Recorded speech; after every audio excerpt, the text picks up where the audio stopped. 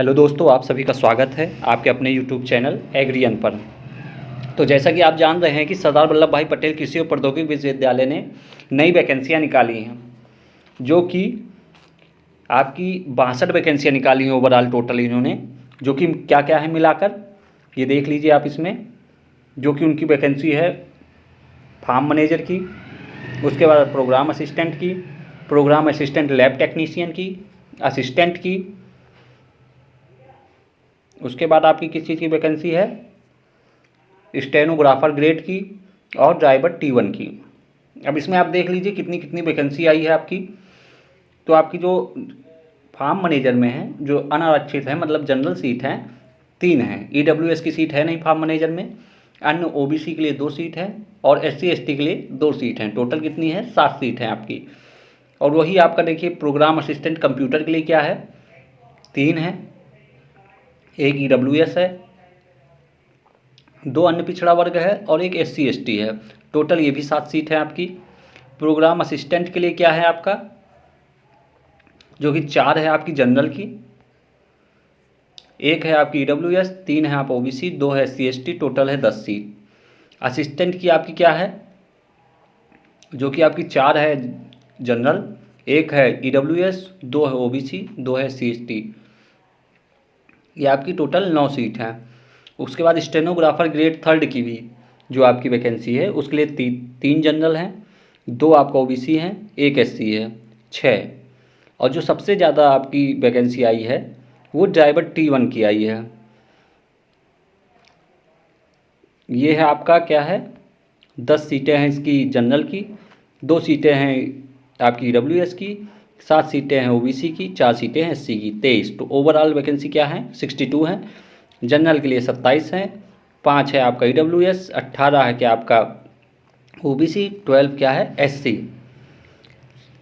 लेकिन अब देखिए आपको इसकी पात्रता पता चलेगा, आपको कब अप्लाई करना है, कैसे अप्लाई करना है, इसे क्या प्रोसेस होगा आपका इसका, कि पेपर लिया जाएगा, उसके बाद आपका इंटरव्यू लिया जाएगा, किस हिसाब से आपको वहाँ आपको इसमें आपको जो है सर्विस आपको दी जाएगी या जॉब आपको मिलेगी, पूरी प्रोसेस के बारे में हम चलिए चर्चा करते हैं। तो देखिए जो फार्म मैनेजर की पोस्ट है उसके लिए किसी मान्यता प्राप्त विश्वविद्यालय से कृषि या विज्ञान, सामाजिक विज्ञान की किसी अन्य शाखा से जो कृषि से संबंधित हो में स्नातक की डिग्री या समकक्ष योग्यता।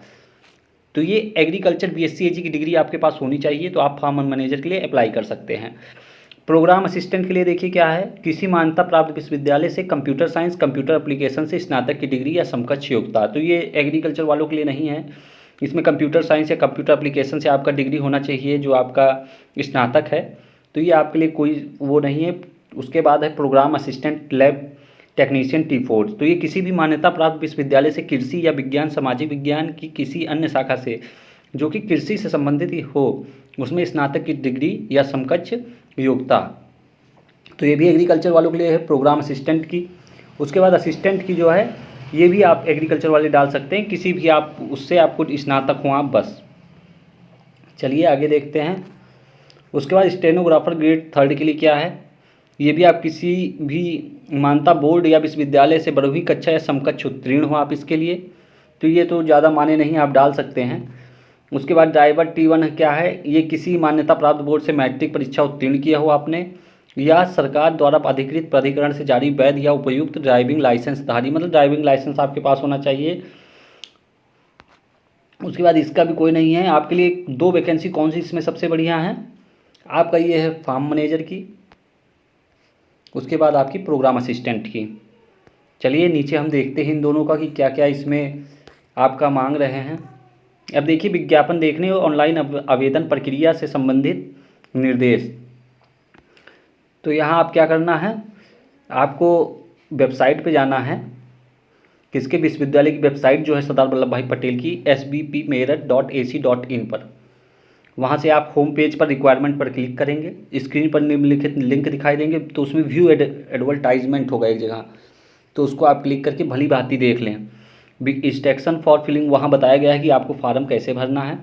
उसके बाद आवेदन क्रमानुसार आवश्यक दिशा निर्देश और चयन प्रक्रिया को भली भांति समझ लें कि कैसे कैसे करेगा, वो तो अभी हम चर्चा करेंगे आगे चलकर कि क्या क्या होगा इसमें। रजिस्ट्रेशन आप पंजीकरण कर लें। अकाउंट लॉगिन पर क्लिक करके नीचे दी गई विस्तृत आवेदन की प्रक्रिया में दिए गए निर्देशानुसार पूर्ण करें। आप वहाँ आप लॉगिन कर लेंगे तो उसके बाद आप अपना एप्लीकेशन अप्लाई कर देंगे। अब आवेदन क्या है, अगर हम देखें 1000 रुपये है ये सभी के लिए और 500 रुपये किसके लिए है, हर कोई अप्लाई करेगा 1000, लेकिन उसमें से किसको छोड़ा गया है, 500 रुपये किसके लिए है, अनुसूचित जात अनुसूचित जनजात मतलब SC ST वालों के लिए, और दिव्यांगनों के लिए क्या है आपका 500 रुपये सिर्फ अप्लाई होगा। बाकी जो जनरल हैं और जो OBC हैं वो कितना 1000 रुपये उनका अप्लाई होगा। और जो आवेदन की जो शुल्क है कहा जा रहा है यहाँ वापस नहीं होगा। अब इसमें उम्र का देखिए क्या एज क्या है, लिमिटेशन है इसमें। एज जो है आपकी यहाँ 18 वर्ष न्यूनतम होनी चाहिए, अधिकतम 40 वर्ष होनी चाहिए। किसके लिए, जनरल के लिए। और जो उनको छूट दिया गया है अभी वो हम आगे चर्चा करेंगे किसको कितना सीमा छूट दिया गया है। और जो उत्तर प्रदेश सरकार में सेवारत नियमित कर्मचारियों के लिए 5 वर्ष की अधिकतम आयु सीमा छूट दी जाएगी। जो उत्तर प्रदेश सरकार में सेवा कर रहे हैं उनके लिए 5 वर्ष तक की छूट इसमें दी जाएगी। ठीक है, अब चयन प्रक्रिया कैसे होगी आपको देखना है। तो चयन एकादमिक स्कोर एवं लिखित परीक्षा पे होगी। मतलब पहले आपका इसमें स्कोर लिया जाएगा, उसके बाद एक लिखित परीक्षा अलग से होगी। इन दोनों को ऐड करके आपका फिर उसके बाद जो कट ऑफ बनेगा उसके अनुसार आपका सिलेक्शन प्रोसेस होगा इसमें। अब स्टेफनोग्राफर ग्रेड 3 के लिए कंप्यूटर पर डिक्टेशन एवं टाइपिंग टेस्ट और ड्राइविंग T1 पद के लिए ड्राइविंग स्किल टेस्ट आयोजित किया जाएगा। तो ये तो आपसे रिलेटेड नहीं है, ये आपके लिए बहुत इंपॉर्टेंट नहीं है। चलिए नीचे चलते हैं। अब देखिए लिखित परीक्षा हो गया आपका। अब हम देखते हैं हमारे लिए क्या इम्पोर्टेंट है कि जो ये परीक्षा आपका आएगा, अब ये इसमें कौन कौन आवेदन कर सकता है। तो आवेदन भारत का नागरिक होना चाहिए। दूसरा, स्थानीय भाषा के ज्ञान होना चाहिए आप जिस स्थान के लिए वहाँ कर रहे हैं। तीसरा, विश्वविद्यालय को अधिकार हो कि वो सुरक्षित रहेगा। अब देखिए विज्ञापति पद के अंतर्गत किसी भी श्रेणी के पद बिना कोई कारण बताए न भरने या उनकी संख्याओं को घटाने बढ़ाने तथा परिणाम घोषित होने के समय यदि कोई भी अतिरिक्त रिक्तियाँ उपलब्ध होती हैं तो वे भी उपलब्ध आवेदकों से भरने का। इस प्रकार विज्ञापित पदों की संख्या में परिवर्तन संभव है। तो मतलब कोई भी परिवर्तन हो सकता है आपका वहाँ, घट भी जा सकती है वैकेंसियाँ, बढ़ भी सकती हैं। तो अगर बढ़ जाएंगी तो उसमें आप लोगों को ही ले लिया जाएगा, लेकिन अगर घट जाएंगी तो उसका भी लिए भी कोई उस पर आपत्ति नहीं कर सकता है। चलिए आगे चलते हैं, हम देखते हैं कि इसमें सिलेबस क्या रहने वाला है और किस बेसिस पे सिलेक्शन होगा, जो कि बहुत एक इम्पॉर्टेंट है आपका। कहाँ है ये आपका, अब देखिए नीचे आ गया कि किस हिसाब से आपका सिलेक्शन प्रोसेस होगा। सिलेक्शन देखिए नीचे थोड़ा सा टाइम लग रहा है।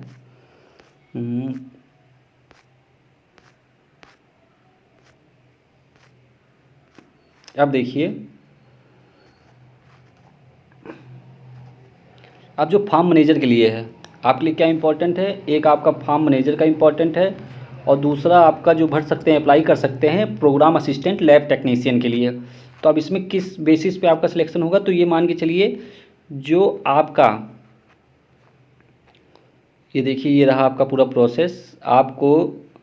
आपका ये मैक्सिमम 65 मार्क का बनेगा जो आपका है किसके, एकेडमिक स्कोर कंपोजिशन। अभी आपको वहाँ बताया गया था 2 चीज़ पे आपका यहाँ सिलेक्शन होने वाला है, एकेडमिक स्कोर पर और रिटन एग्जामिनेशन पर।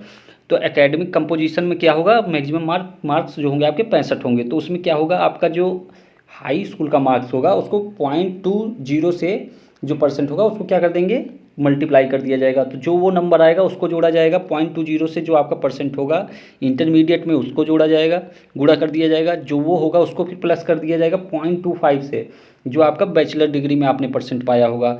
तो ये जो ओवरऑल बनेगा ये इसका जो मैक्सिमम होगा 65 होगा, उसके अंदर आपको नंबर प्राप्त हो जाएंगे। अब दूसरा, अगर आपने किसी गवर्नमेंट में या अर्ध सरकारी या पब्लिक सेक्टर यूनिट में आपने काम किया है या प्राइवेट सेक्टर में, तो प्राइवेट सेक्टर यहाँ नहीं कंसीडर्ड किया जाएगा, प्राइवेट सेक्टर नहीं माना जाएगा यहाँ कहा गया है। मतलब सरकारी अर्ध सरकारी ऐसे अगर आपने काम किया है तो उसमें जितने ईयर का आपको एक्सपीरियंस है उसको 2 से इंटू करके, जैसे 2 ईयर का है तो 2 इंटू 2, तो आपको क्या हो गया, मान लो 2 ईयर का है आपका तो आपका 4 हो गया। तो मैक्सिमम क्या होगा यहाँ 10 नंबर आपको मिलेगा एक्सपीरियंस पे। उसके बाद आपका क्या है कि मान लीजिए आपने स्पोर्ट कोटा है आपके पास या एनसीसी किया है, आपने एनएसएस किया है, तो उसमें आपको मैक्सिमम 5 नंबर तक मिल सकता है। लेकिन जो एनएसएस वालों के लिए है वो मैक्सिमम 4 नंबर तक ही है। अगर 1 साल का एनएसएस आपने किया है ट्रेनिंग, तो आपको क्या है 2 मार्क्स मिलेंगे। अगर आपने 2 साल का किया है पूरा कंप्लीट, तो आपको 4 मार्क्स मिलेंगे। तो ये आपका क्या बन गया टोटल 80 नंबर, आपका 80 हो गए ये तीनों मिलाकर। जो एकेडमिक स्कोर कंपोजिशन है वो टोटल कितने का हो गया, 80 नंबर का हो गया, जो आपका तीनों से होगा। अब 80 में से आप जितना पाएंगे। उसके बाद आपका क्या होगा, रिटन एग्ज़ाम होगा। अब रिटन एग्ज़ाम में क्या है, अब आपका रिटन एग्ज़ाम में है सब्जेक्ट मैटर। सब्जेक्ट मैटर मतलब जो आपका एग्रीकल्चर से अगर आप रिलेटेड है, जैसे एग्रीकल्चर की वैकेंसी है तो आपको 50 क्वेश्चन एग्रीकल्चर के ही दिए जाएंगे, जो कि टोटल कितने हो जाएंगे, 100 मार्क्स के हो जाएंगे। उसके बाद जनरल नॉलेज और रीजनिंग। जनरल नॉलेज में आपका रीजनिंग में क्या पूछ लिया जाएगा, हिस्ट्री पूछा जाएगा, आपका पॉलिटी पूछ लिया जाएगा, ज्योग्राफी पूछ लिया जाएगा, और आपका जनरल लैंग्वेज जो है आपका हिंदी पूछ लिया जाएगा, इंग्लिश पूछ लिया जाएगा, रीजनिंग पूछा जाएगा। तो ये सब मिलाकर आपका कितना टोटल हो जाएगा, 220 नंबर का, और 110 क्वेश्चन दिए जाएंगे। अब 220 यहाँ ऊपर जो आपका 80, तो ओवरऑल जो आपका क्या बनेगा, 300 बनेगा। 300 आपका बनेगा, 300 नंबर का। अब इसमें से आपका कट ऑफ बनेगा कि कौन सेलेक्ट होगा कौन नहीं सेलेक्ट होगा। अब जो इसमें है एक क्वेश्चन पे आपको 2 मार्क्स मिलेंगे, लेकिन आपका जो माइनस मार्किंग होगा 0.50 होगा, मतलब 1/4 आपकी माइनस मार्किंग है इसमें। चलिए नीचे चलते हैं। अब देखिए ये यहाँ वही आपको बताया गया है। ये आपके लिए कंप्यूटर असिस्टेंट वाला इम्पोर्टेंट नहीं है। चलिए नीचे चलते हैं। सेम यही प्रोसेस हर में होगी आपका, बस ये मान के चलिए जो आपका सब्जेक्ट मैटर है वो चेंज रहेगा हर के लिए, बाकी सबका यही आपका सिलेबस होगा। सब्जेक्ट मैटर जैसे मान लीजिए अभी ऊपर वाला कंप्यूटर असिस्टेंट था तो उसको कंप्यूटर से सब्जेक्ट पूछा जाएगा। आप जैसे इसमें है आपका, तो इसमें एक जो प्रोग्राम असिस्टेंट लैब टेक्नीशियन है इसमें आपको इसी से पूछा जाएगा। तो चलिए अब हम देखते हैं इसका सिलेबस क्या रहने वाला है।